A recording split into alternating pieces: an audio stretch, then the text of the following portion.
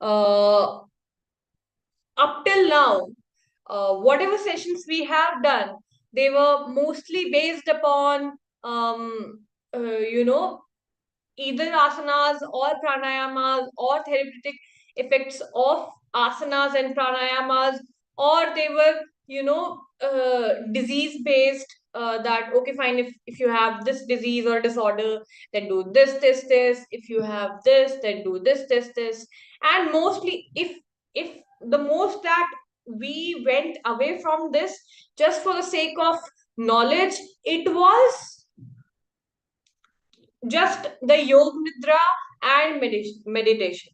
But as you all must know, that yoga comprises of a lot of more things than just asana, pranayama, and meditation.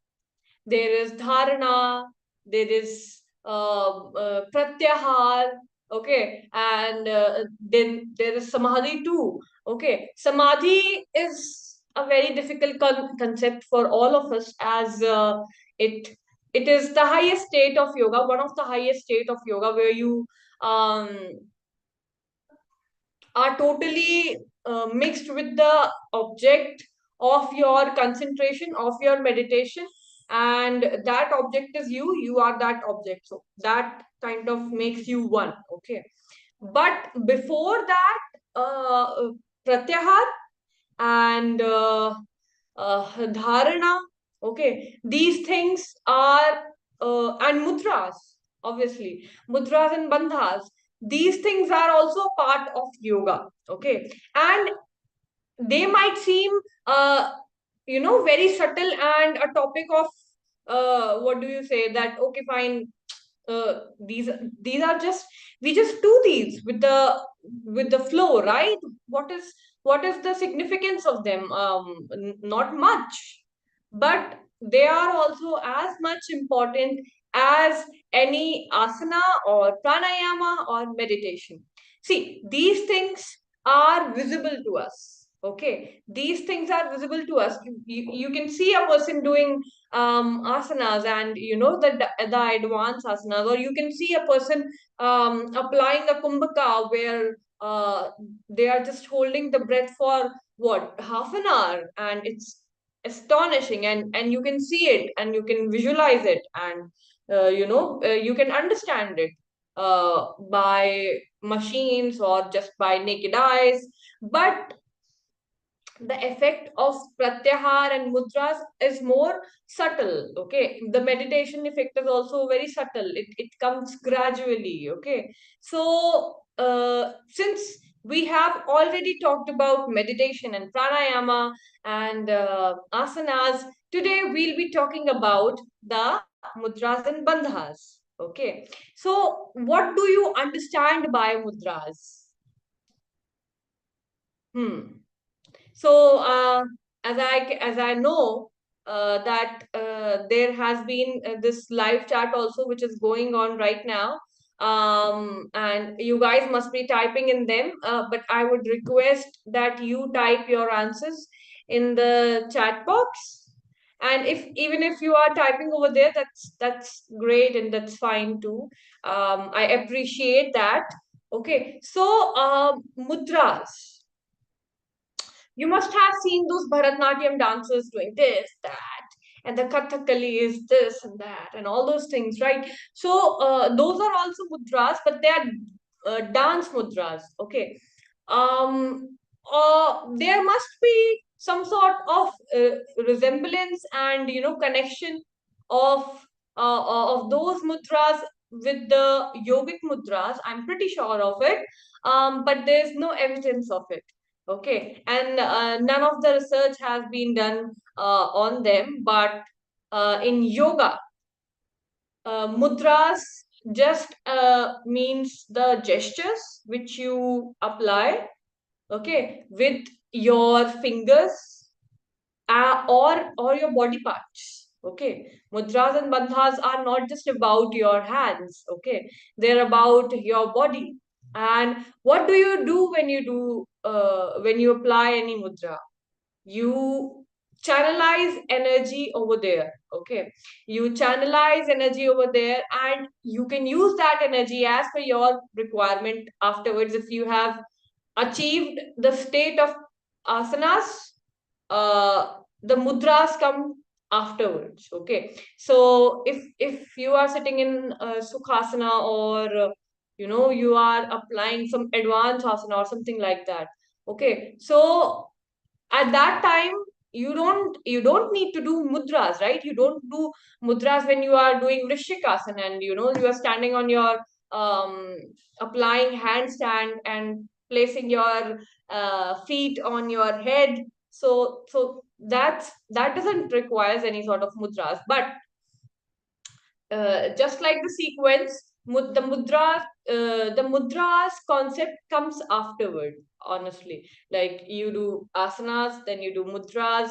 Okay, start to apply mudras in simple postures. You apply these gestures, and after that you do pranayama. Okay, so that the sequence is sort of different from that which is written in the books. But if you do Saptang Yoga, which is present in the Ghiran Samhita, or Chaturang Yoga, which is present in the Hatha Yoga Pradipika, mudras have made their way over there. Okay, in the Yoga Sutras by Maharshi Patanjali, the presence of mudra is not there, but yeah, it is still there. Okay,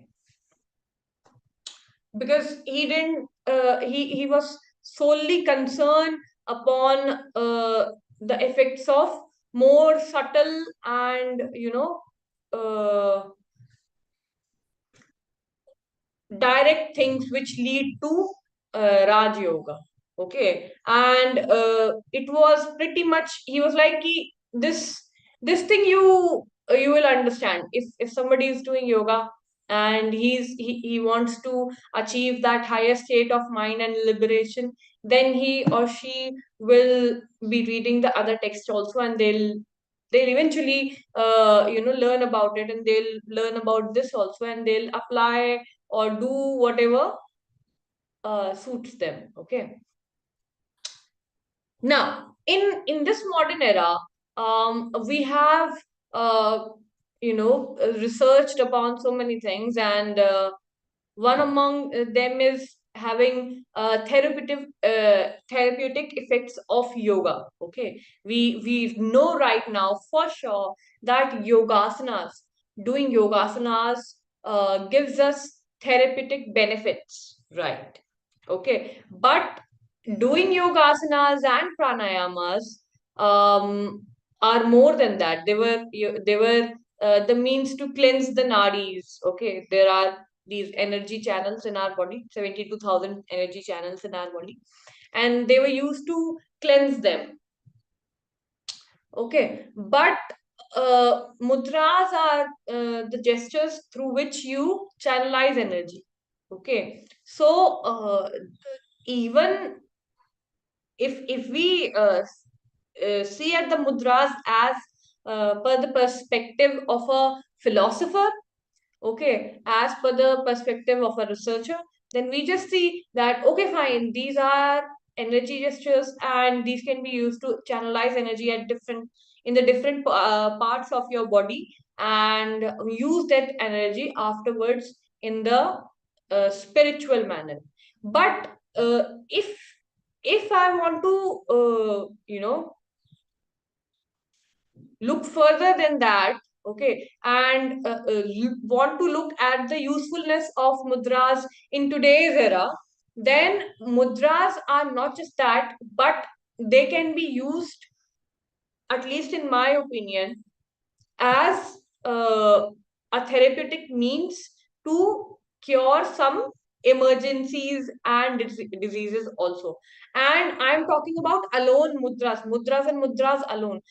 These are so subtle, and these are just simple gestures that you make, and even they have a lot of importance and power in them, through which you can conquer a lot of hard, milestones, and conquer them also. Okay. So today we'll be learning about two to three different types of mudras, and then we'll be learning about bandhas, and after that we will try to do some pranayama if time is left, and then we'll just end the session. So let's get started with today's session, but with the prayer. So make Gyan mudras with your hands, place them on your legs, close your eyes and concentrate on your breathing pattern. Observe how you are inhaling and how you are exhaling.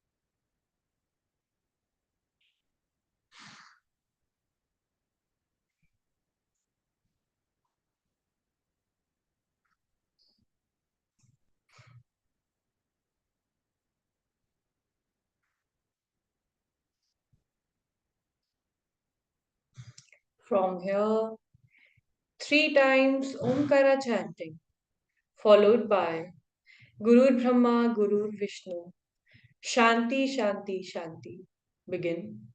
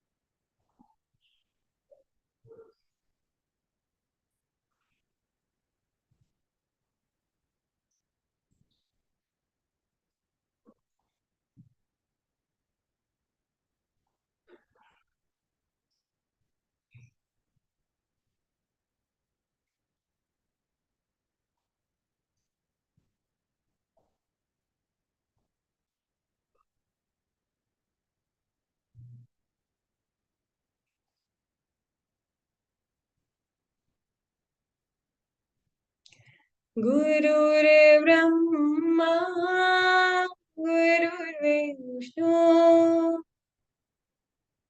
Gurudevo Maheshwara,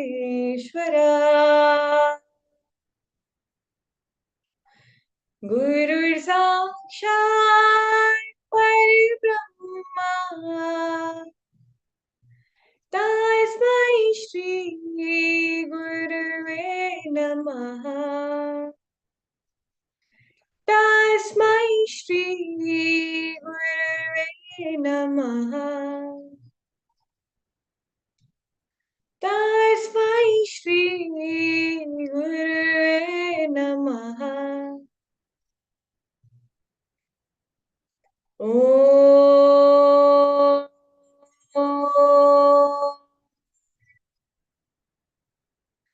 Shanti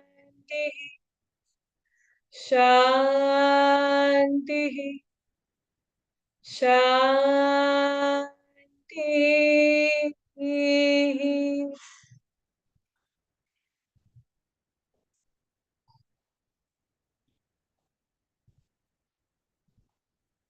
Gently join your hands, rub them with each other, make a shape of cup out of your hands, place them on your eyes.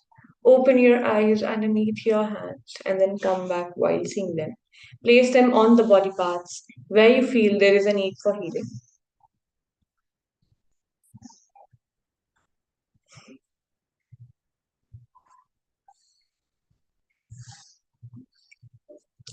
All right. So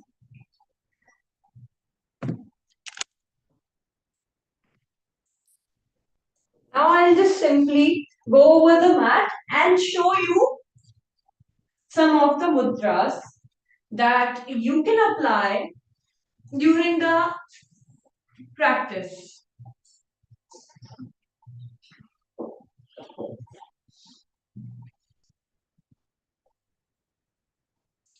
So, whenever you apply mudras and you are into, doing asanas or you want to meditate, okay, at that time on those times, in those times we generally apply mudras. So I am telling you about those mudras.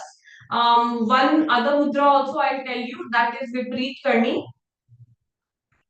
and we'll do that in the last. Okay. So first is this Gyan Mudra, your index finger and thumb. We generally do it, although it does not have any reference in the text. But since it has been coming over from, old times, we apply this.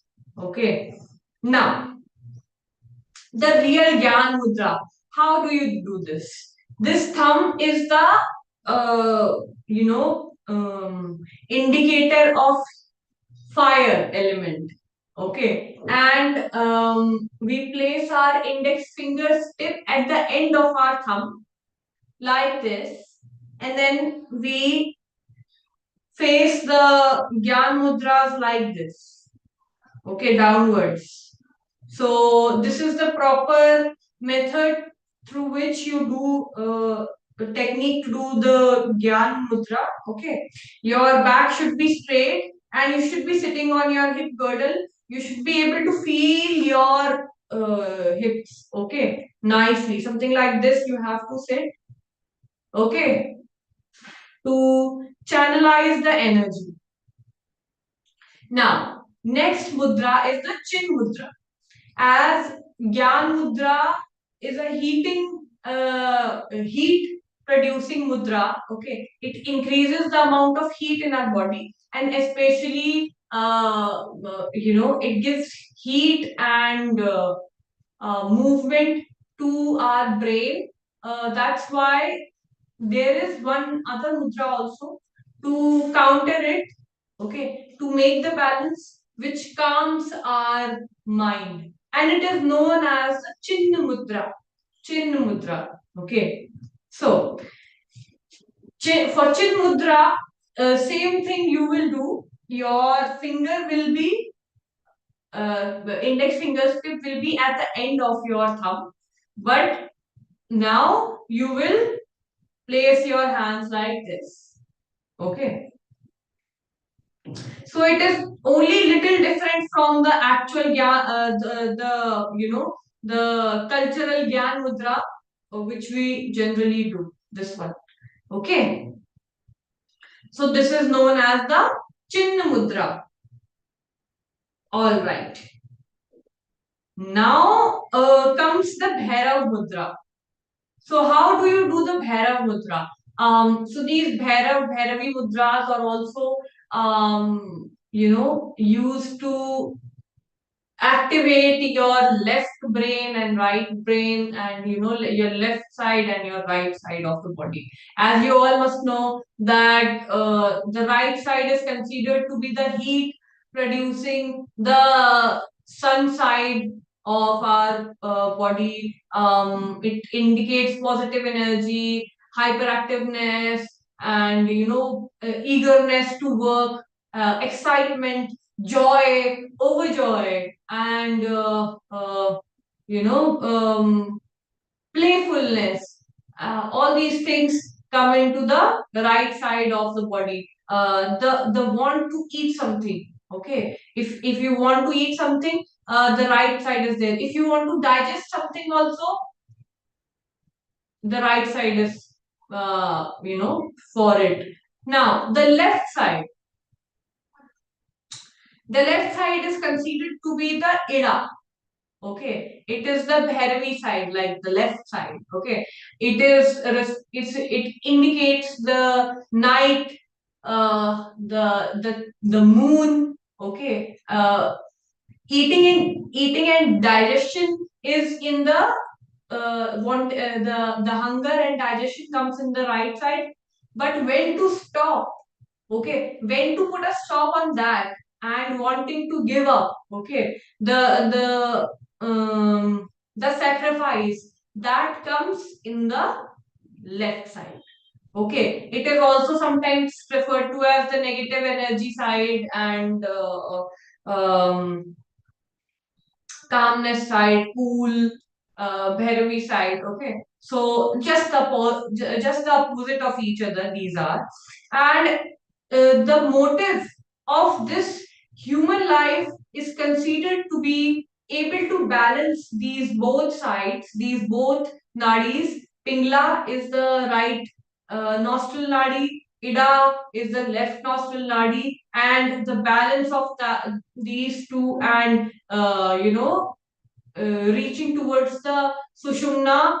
Sushumna is basically the middle of these. Okay, when you activate both of these at the same time, it will activate, and after that, once you have crossed the sushumna also, you reach towards the Brahma Gyan, the liberation, and the ultimate happiness and the joy. Okay, so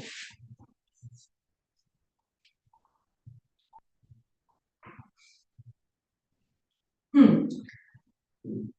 So these are the two things. Now, when you are doing Bhairav Mudra, the left hand will go under the right hand like this, and you will sit like this on feeling your hip girdle.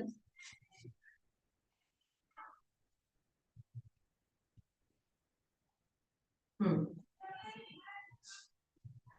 Your thumb will be one upon another. If they won't be touching like this. This is another mudra.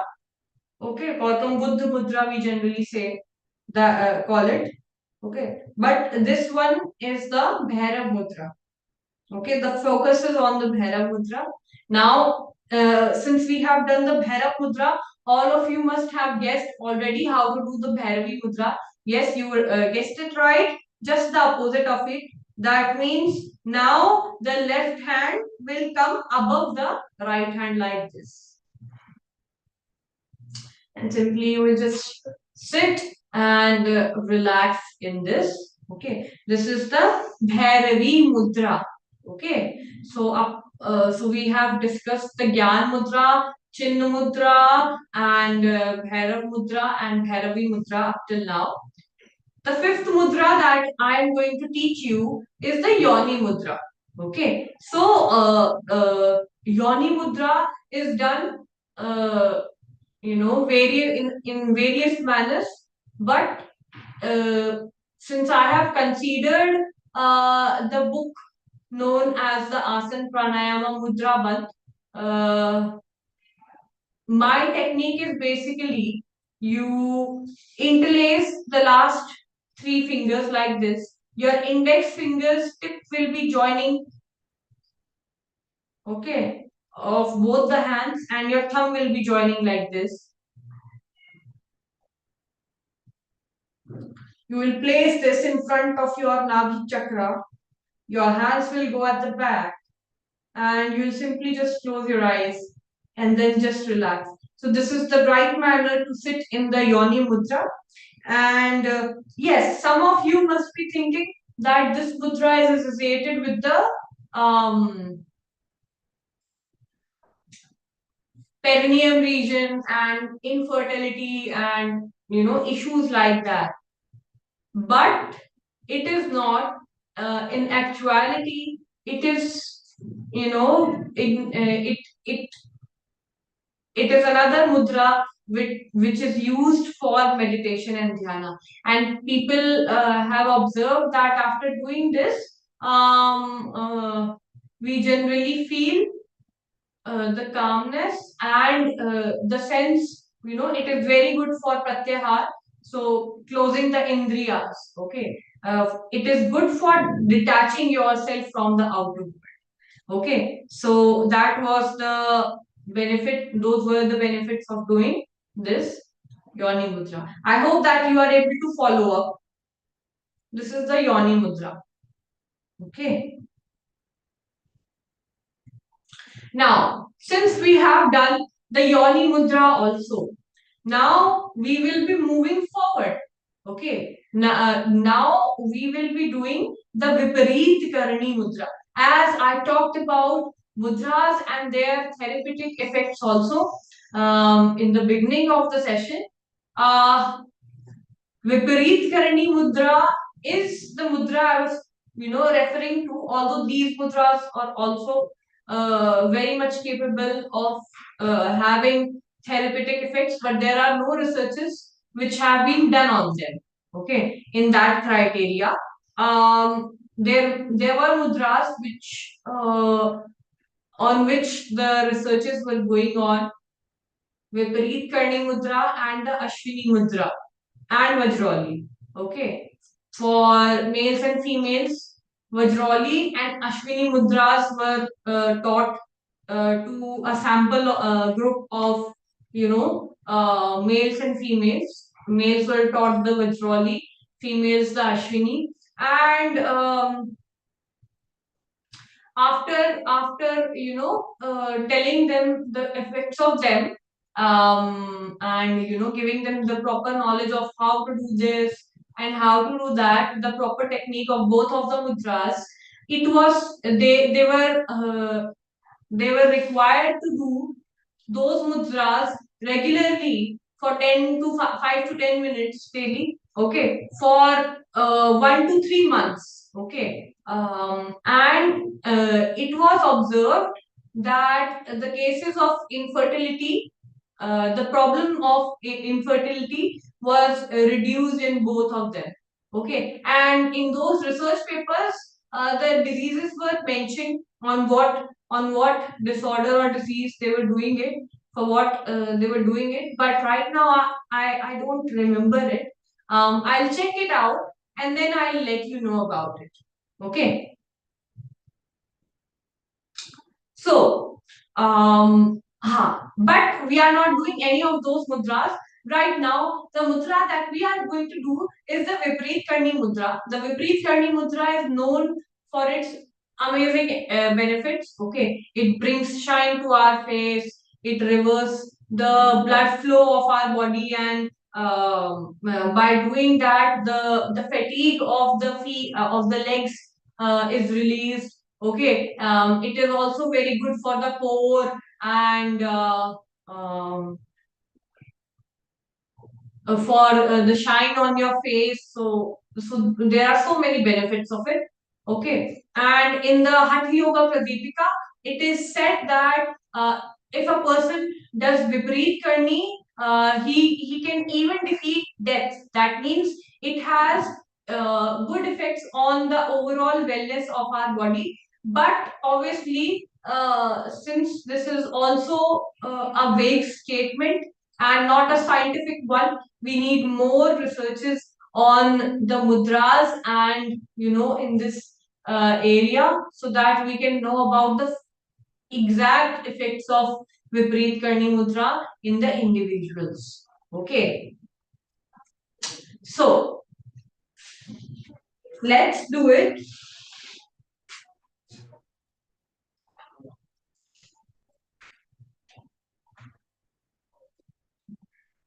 Remove your rubber bands.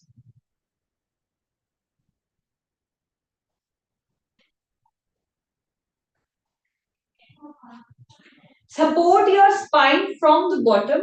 Okay.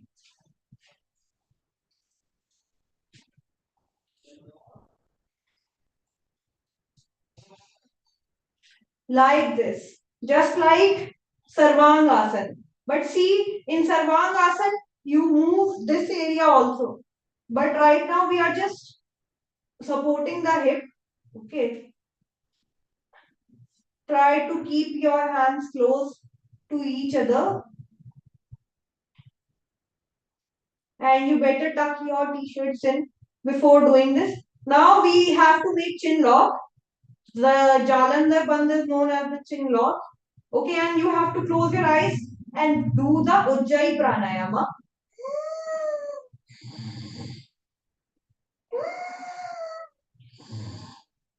Basically, this snoring voice of a baby you have to produce. Okay, so we will sit in this mudra for some time. Okay, just tuck in your t-shirts.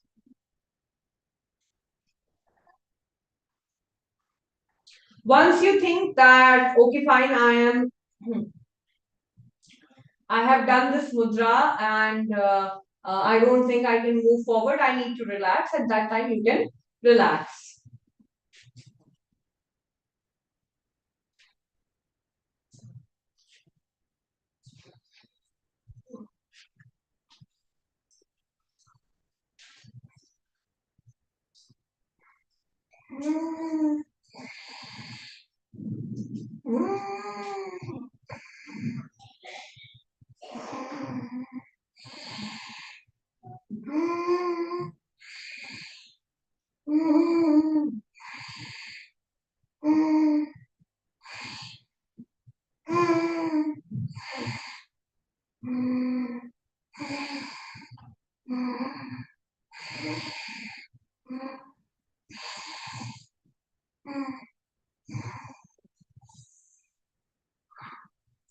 Release and relax. Rest in the Shavasana.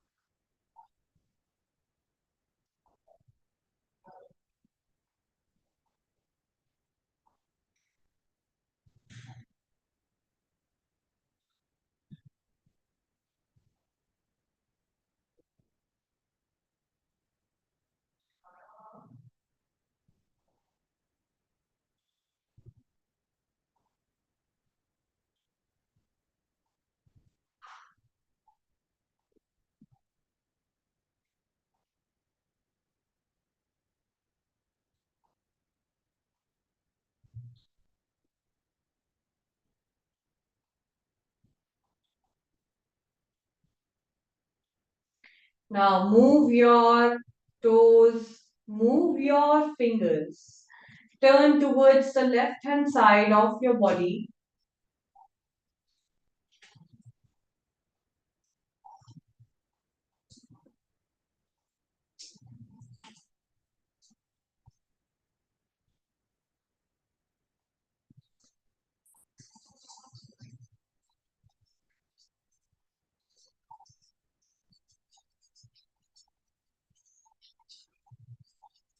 Take the support of both of your hands and then sit down.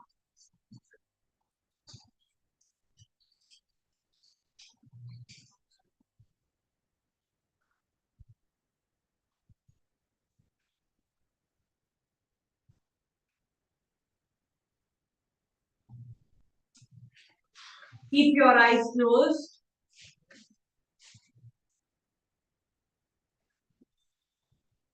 Join your hands, rub them with each other.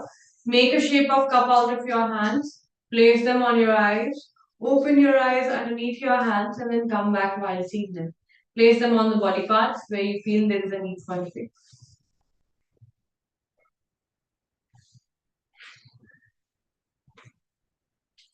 All right.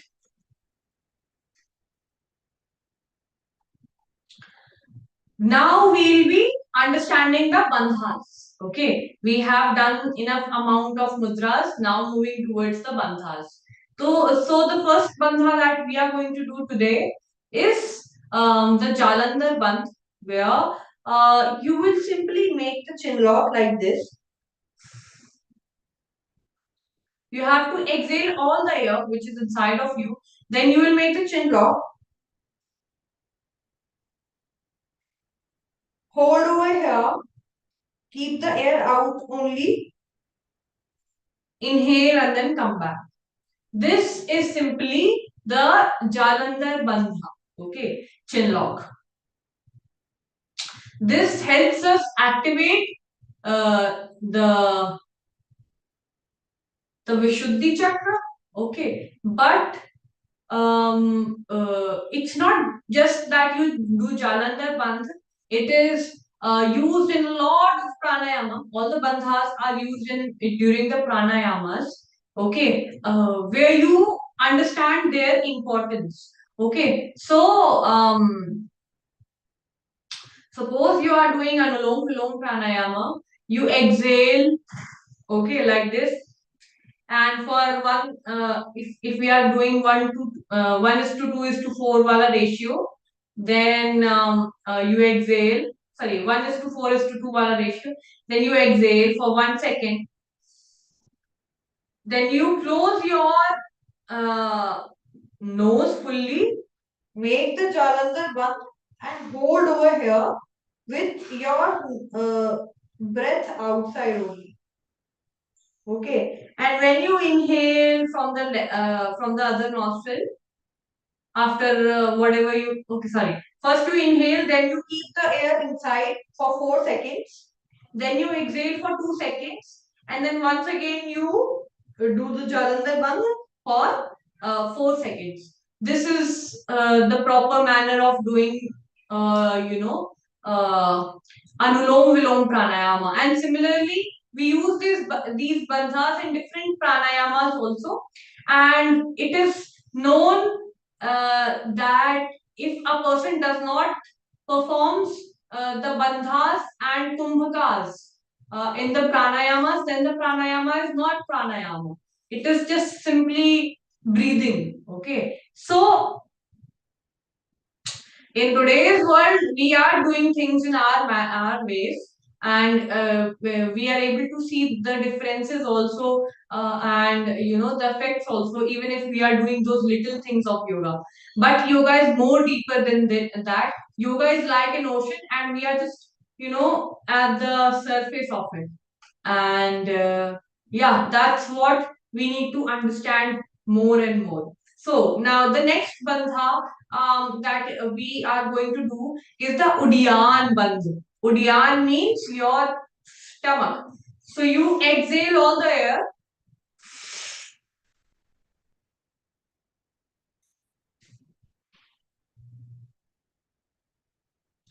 Your stomach should be touching your spine. This is the Udiyan bandha. Okay. And you hold over there for some time. And when you think that, okay, fine, I cannot take this any longer, at that time you will inhale and then come back. Similar to Jalandhar bandha, it is obvious if you are doing the Jalandhar bandh, then half of the Udiyan bandh will be present there. Okay. Very subtly it will be present there. And similarly with Mool bandh also, which we are going to do further. Okay, one time we all of us will do Udiyan bandh once, and then we'll move forward towards the Mool bandh. Okay, inhale, exhale, take the stomach in, hold,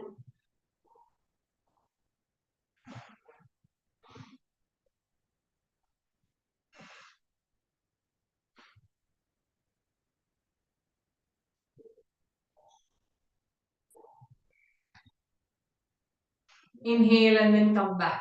Perfect. Now moving towards the Mool bandh. Mool means, yes, your Aadhaar, from where you were created. That means your private part. Okay. The sexual parts, in females the vagina, and in males the uh, penis. So what you have to do in Mool Bandha, you have to basically uh, squeeze in your these secondary sexual parts along with the parts through which you pee, basically you urinate. Okay, you have to squeeze in those parts and try to move them upwards. Okay, and hold over there. Okay, you will exhale all the air which is inside of you. You will squeeze those, you will contract those parts with your internal vital energy, move them upwards, hold over there. And when you think that you cannot any longer, at that time you will release those muscles. This will strengthen up your perineum, sorry, your muscles related to those parts, and it will increase your vitality and your energy also. Okay, through those holes also, simple holes of our body, we are releasing our energy, and if we are able to control these, then we can stop that. Okay, so we'll do the mool bandh now.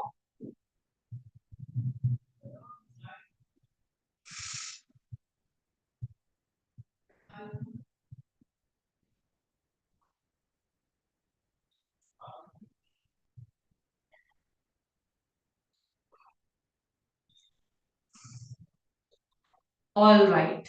So I hope that all of you were able to do this. When you do all these bandhas at the same time, it is known as the Mahabandh. Okay. Mahabandh also includes the Jivva Bandh. So how do you do that?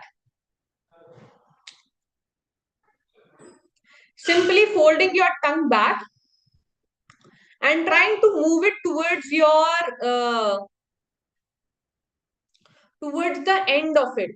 Okay, near the and you have to like place the tip at the back, extreme back of the upper palate. Okay, that is basically the jivva bandh. Okay, and this is a practice of what, khechari pranayam.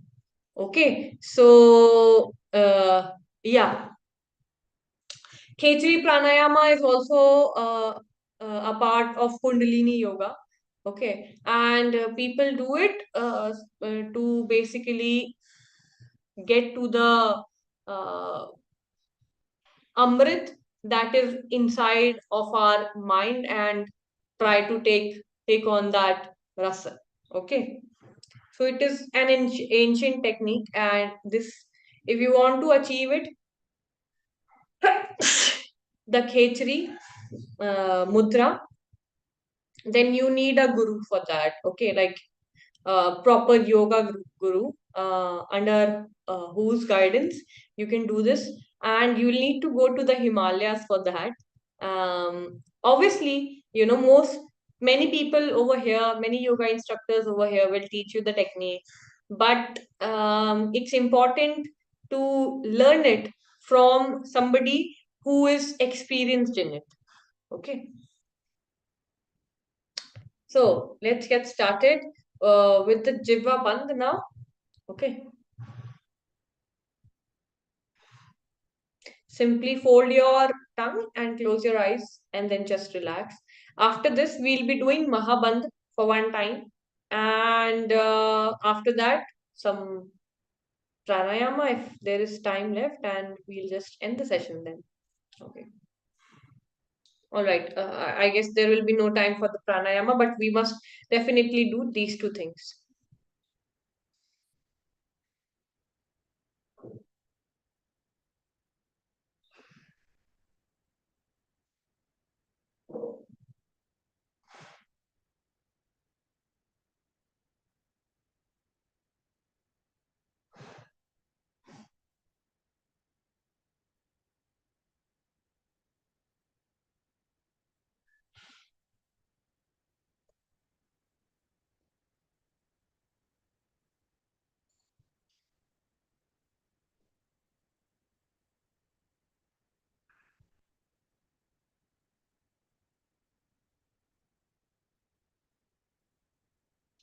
Release. All right. Now, the technique of Mahabandha. You do Mahabandha from the bottom to the top. Okay. Jivabandha is actually not included in that. I just remembered that. Okay. And we won't be applying that. What we'll be applying is the Mool Bandh, the Udyan Bandh, and the Jalandhar Bandh together. From the bottom to the top, you will exhale all the air which is inside of you. You will squeeze the muscles of your perineum region. Okay, and contract them and move them upwards. You will just squeeze your stomach in and try to touch its muscle from the spine, and then you will simply just put the jalandhar bandh. Okay, so let's get started.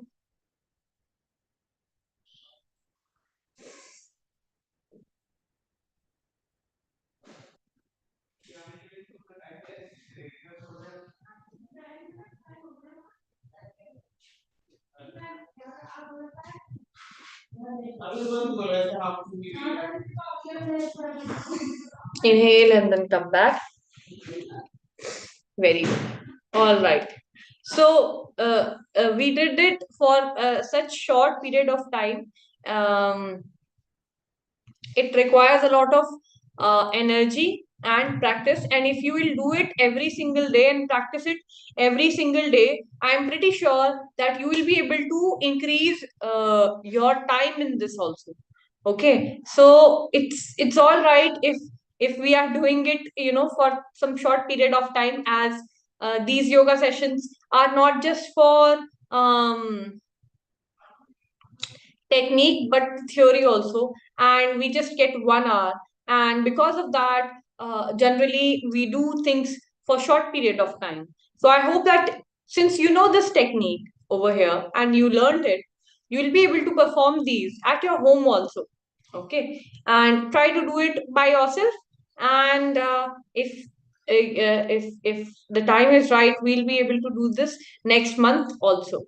Okay, now since we have done the Mahabandha also, we have covered all the bandhas. Okay, these are the major bandhas. There are a lot of mudras, and their exact the exact number of how many mudras are there in the world is not, the same in all the yogic texts. So their count is not accurate, and we don't know actually how many mudras are there.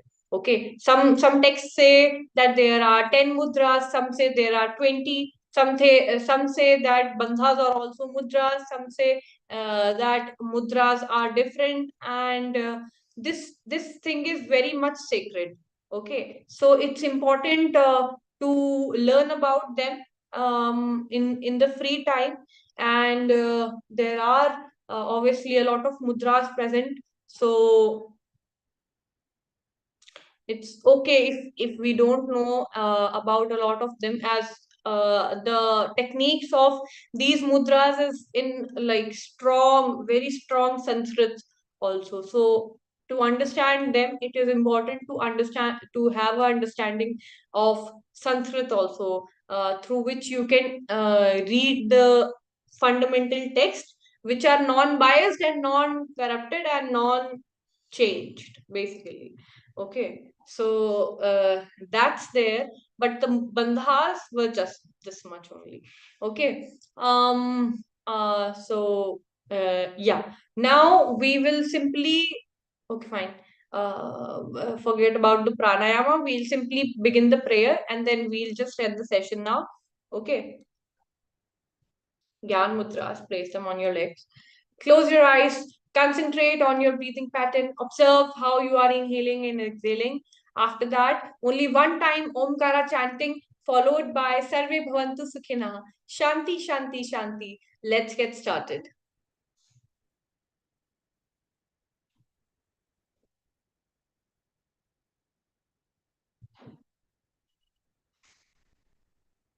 Ooh.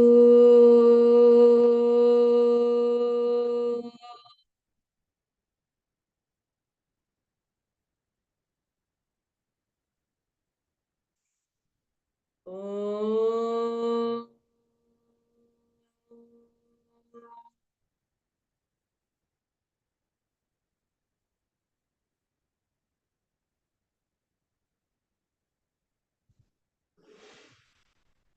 Ooh.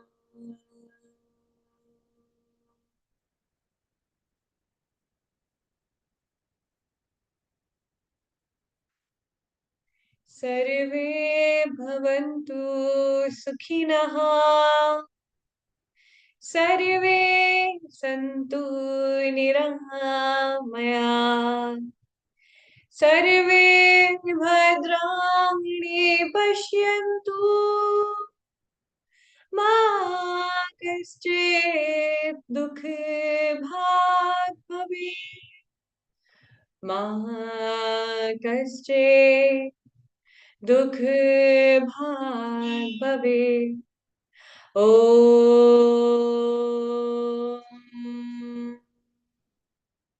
शान्तिः शान्तिः शान्तिः।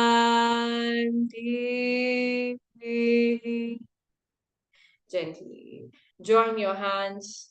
Thank your deity for whatever you have is more than enough.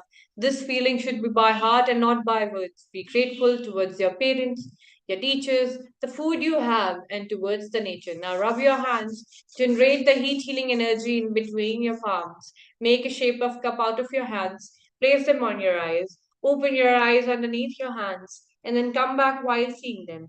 Place them on the body parts where you feel there is a need for healing.